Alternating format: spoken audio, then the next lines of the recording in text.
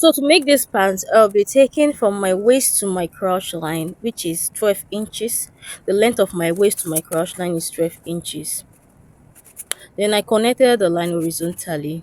Because it's the pant that needs elastic, so I'll be using my hip measurement.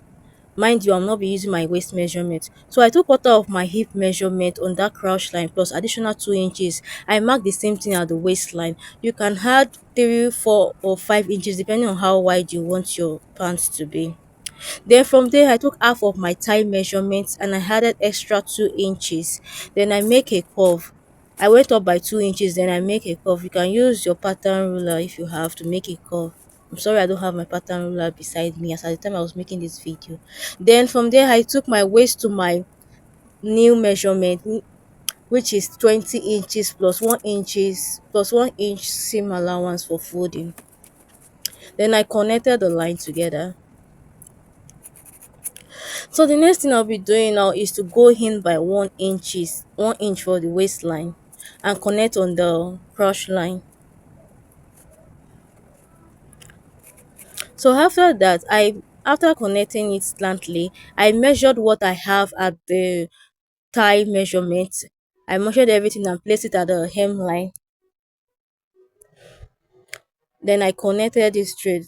But before then, I went in by 1 inch at that folded side. Then I connected it slantly to the crush line to give my short a little bit fit.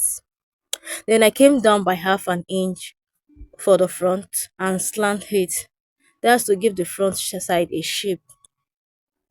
Then after that, I connected the line. Then the next thing I did was to cut the front part. Then I cut out. After that, we'll be cutting the back of this part. Then from there, after placing the material, I went out by 2.5 inches for the crush line. Then I went up by 2 inches for the crotch curve for the back. If you say for a very fat person, you can go out by 3 inches or 3.5. Then for the waist for the back, I went up by 1.5 inches and slanted to make the waist at the front part. Then after that, I measured 2.5 inches all through and connected to the back crush curve. And that's it for the back of the pants. Mind you, for the back of the pants, for a very fat person, you can go out by 2.5 to 3.5, 3 inches or 3.5 or 4 inches at most. And for the waist side, for a very fat person with a big boot, you can go up by 2 inches. So at the end of it, this is the result of the high waist short pants we drafted. Bye.